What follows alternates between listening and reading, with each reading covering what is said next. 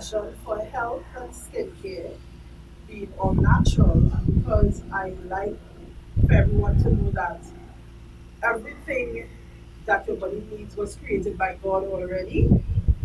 This is why I came into why I started this business. So my business started my final year of my degree. My degree has nothing to do with this. My degree is along the lines of literature and communications. So I was all set to go and work in a government office. But I guess God had other plans for me. Since then, the business is now 2.5 years old and we're going strong. So what we do is we make hair and skincare products. Not just any normal hair and skincare products, but stuff that is more medicinal. So if you're losing your hair, if you have eczema, dandruff, fungus in the scalp,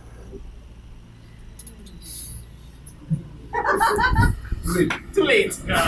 All of that stuff, that's where we come in.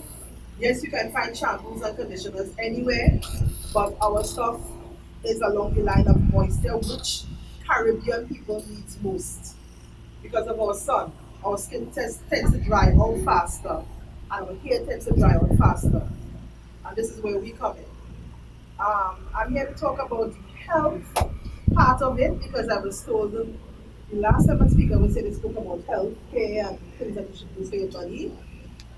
When people think about hair and skincare, they don't usually think about that aspect of it. But I'm going to tell you some things that is going to blow your mind. Right?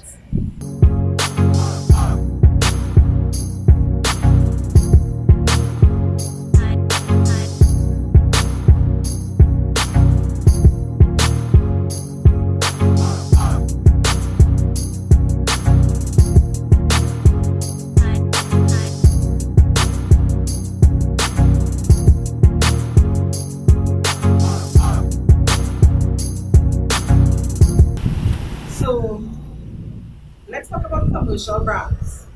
Commercial brands like Johnson& Johnson, John Frieda, and all those other brands that we know in the store.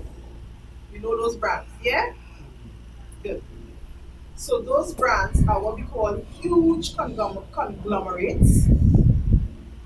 They they've been around since we have been babies, and they will continue to be around. But now the natural hair community, the natural being community, has brought awareness to some of the chemicals that are placed in our not only food but also in our cosmetics that have been causing us to become ill. We don't think about that when we go and we buy deodorants and shampoos and conditioners. We don't think about those things.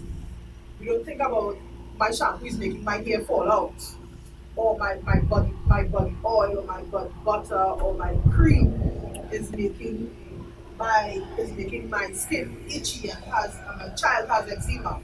We don't think about those things because we blindly buy and we trust that they're gonna do what they said they're gonna do, and they're not gonna put stuff in it for us. Without going too much into detail, I would like you all to know that the Food and Drug Association is one conglomerate for a reason. Things are put into your food so that you can buy drugs. It's just that simple.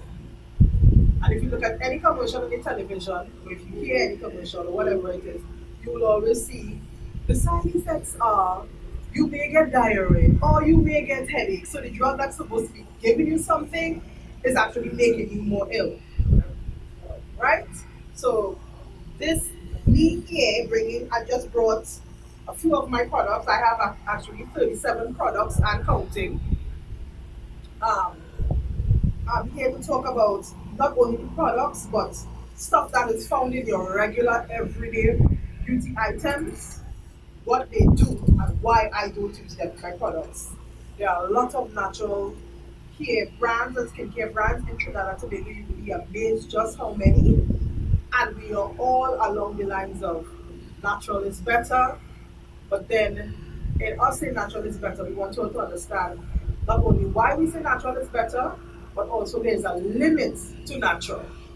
And over, just like the Bible says, technically, I'm paraphrasing, too much of a good thing is good for nothing, right? So,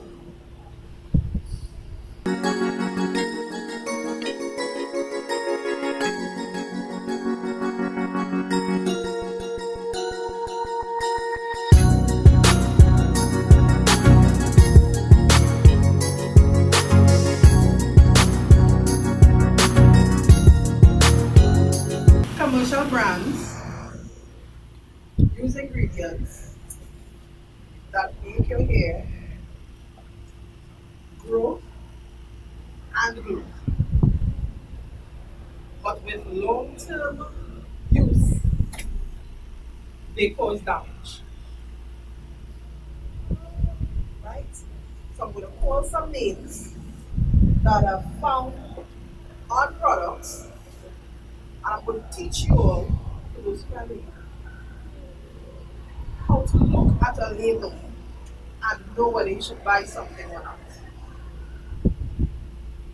So, this ingredient is one of the most popular and commonly used harmful chemicals. Sodium laurate.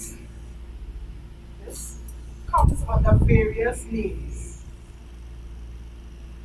You will get this on a bottle. You may not see this entire thing, but you may get, right? So they usually abbreviate to cut short. Hair companies usually put abbreviated or shortened versions of the scientific name in order to confuse customers. You will find this mostly in world's leading shampoos.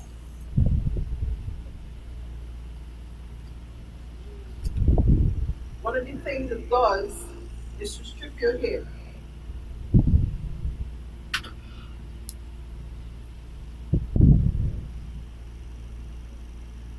But guess what? This is actually a degreasing agent used in engines,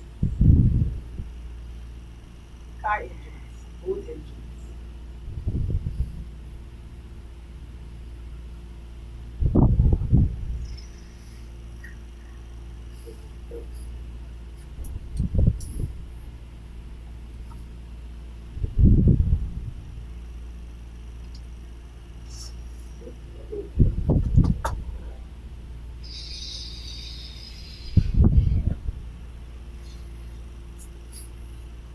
So something that was actually made for your boat and for your car engine, you actually put it in your shampoo. This ingredient, which is most often found in our shampoos, is actually used to degrease your car, the engine, the boat engine. How funny is that? And we put it in our shampoos. It's in our shampoos. It's an alcoholic chemical. It's found in your shampoos, very often found in your conditioners. This was actually created as a wood finish, antifreeze, because of its ability to dissolve oils. This.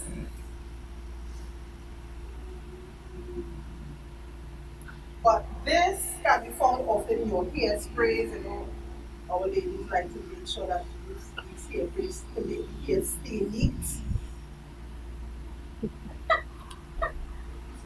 Quickly said yes.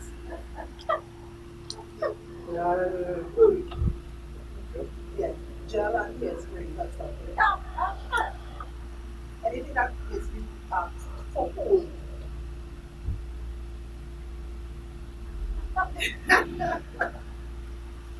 right? This is often found in it. This chemical, used on a constant basis, can cause headache, dizziness, nausea, and depression. And if you look at the world right now, we have an epidemic where depression and suicide is skyrocketing. Now, it's not found in all gels and hairsprays, but now you have to look at what you're buying. Look at the ingredients list. You see here, look shiny and smooth. Stay in place.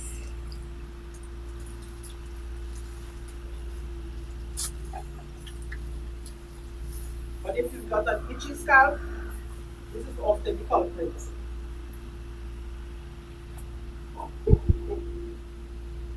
If someone comes to me, you can get an allergic reaction, right? So if someone comes to me with a constantly dry, itchy scalp, or there's big patches of dandruff and fungus in the scalp, I usually tell them we're going to have to do something called the elimination process. So we're going to eliminate gels and different things from your regime to see which one has the ingredient that is causing the reaction. Yeah? Again, this ingredient can be found in your hairsprays, shampoos, conditioners, styling gels, and your hair dyes. Those of us that like to color our hair. Oh. So now she has to look for when she's buying her dye, she needs to look for the ingredients once and make sure this is not on it. If this is on it, do not buy it. These are harmful chemicals that we're talking about in the industry. This ingredient is exactly what it says it is. Coal tar. When we think about coal and how we think about something black and sticky and it's very harmful. Long ago when you work in a coal mine, your life expectancy will be cut not only in half but shorter than that. It's that dangerous. This is known as a carcinogen and it can cause lung cancer. You know something else that causes lung cancer? Cigarettes. And this is also found in cigarettes. So when we're trying to live healthy, where we don't smoke, it's in our products too.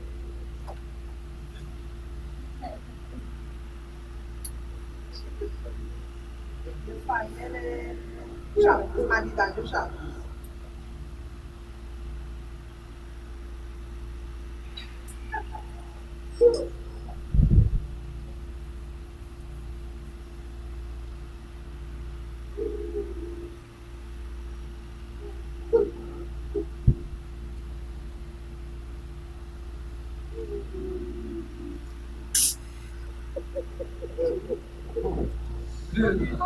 EU,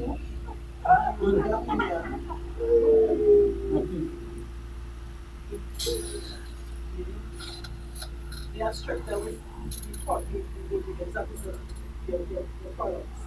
So they've stripped products on the market that 5% of the products. But in America, it's still there.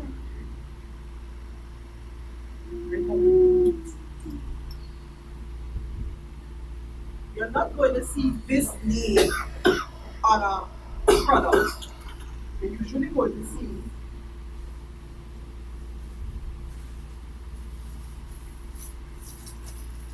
that's how they disguise it. Hello. Hello. This is how we disguise it. This is this.